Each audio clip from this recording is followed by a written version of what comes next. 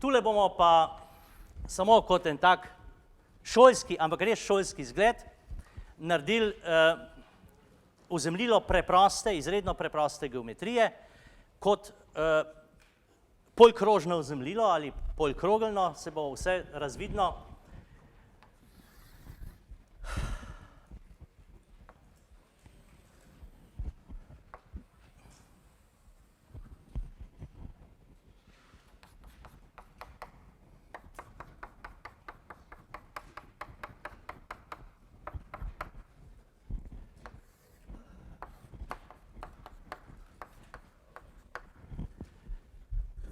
Da ne bi zdaj šel kakšen v livarno naročiti kroglo polmera 2 metra, pa dajte mi še na pol prerezati, pa bomo pa tule zakopali.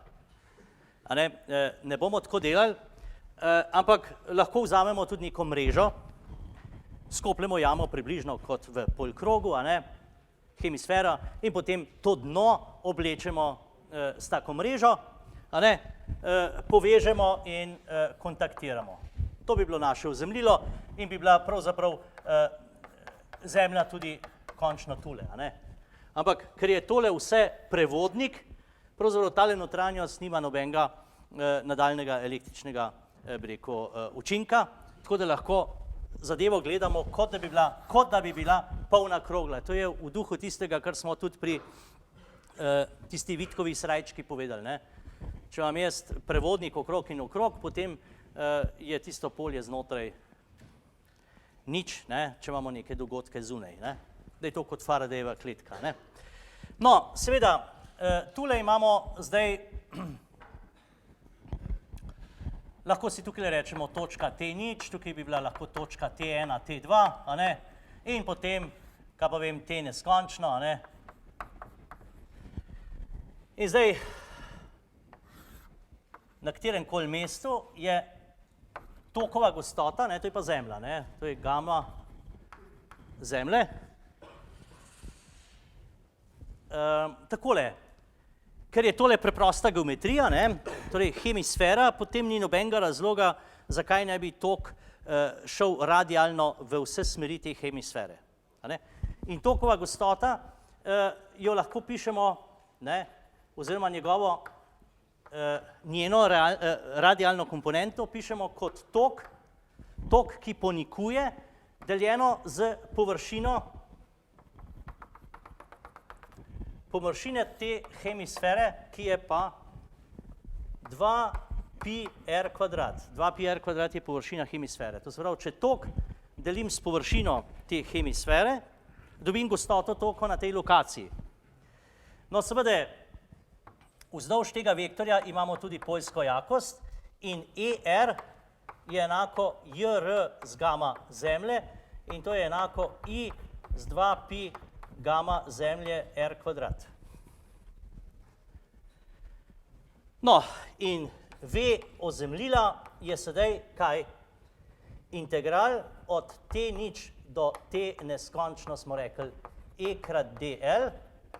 No, ker pa to velja za vse točke, velja tudi, rečemo, za tele površinske in lahko tukaj pišemo tudi kot integral I deljeno z 2π gama zemlje R kvadrat dr od R0 do neskončno. Se pravi, pri T0 imamo R0, pri T neskončno je pač neskončno. Zdaj tole, kar je tule, je konstanta in gre pred integral. Integral dr z R kvadrat pa tudi poznamo, to je minus 1 z R, najprej spodnja, potem zgornja meja. In je tole enako I z 2π gama zemlje R0.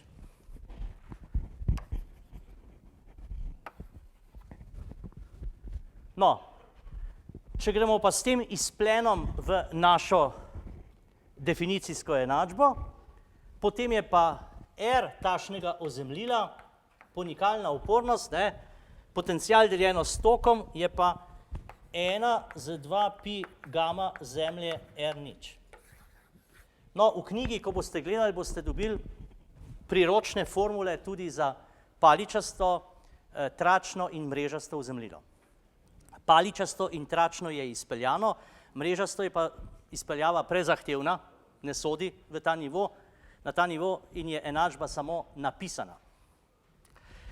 No, tole polkrožno pa pač zato vzamemo, ker se vidite, v 2-3 korakih pridemo do konca, pomembno pa je pravzaprav, kaj lahko razberemo iz te enačbe. Glejte, upornost želimo čim manjšo, da bo tole čim manjše in da bo napetost koraka čim manjša, a ne? To se pravi, želimo učinkovito ozemljilo. Torej, če želimo imeti upornost, no, ozemljitvena upornost, rečemo, za te hišne potrebe, za hišne potrebe, ne, naše inštalacije in tako naprej, pri hišah je ta upornost morda 20 ohmov. Če želimo pa kaj specialnega, mora biti pa tale upornost ohm ali pod ohm. To se pravi, moramo zagotoviti s čim, kje pa imamo kakšne resurse. Ja, eno je geometrija, ne. Tukaj je sicer radij, ampak drugače moramo to razumeti kot geometrijo. Čim večje bo ozemljilo, tem manjša bo ponikalna upornost. To se pravi, če jaz želim imeti nekaj kakovostnega, bom verjeten moral razriti kar nekaj zemlje. Verjetno. Ne bo to, da že bo vržem noter, ne. To se pravi, je to pač gradbeni poseg, ne. Nizke gradnje. No, druga je pa gama zemlje. Ja, tukaj je pa tako, ne. Tla so pa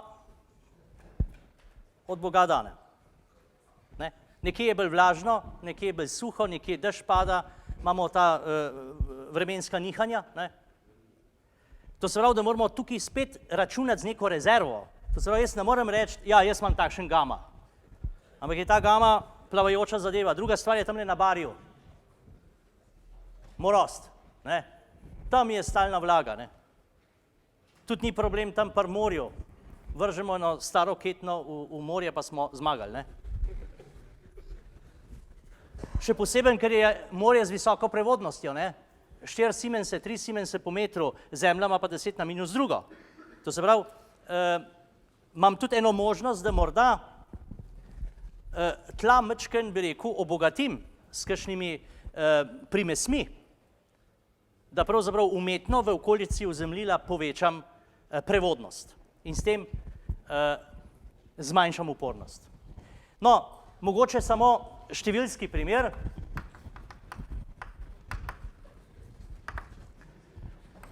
Gama zemlje bom vzel 10 na minus drugo, pa je to že kar zelo dobra zemlja.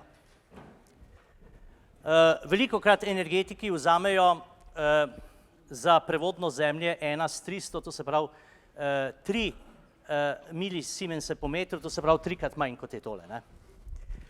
No, radi te mreže, ki jo tako oblikujemo v obliki polkrogle, rečemo, naj bo pa, rečemo 2 metra. A ne? No in zdaj, če tole zrajtamo malo, dobimo kaj? 2 krat 2 je 4 krat pi, 4 pi je kaj? 12,5. 12,5 krog obrnjeno je 0,08, ne? 0,08 krat 10 na drugo, to je 8 ohmov.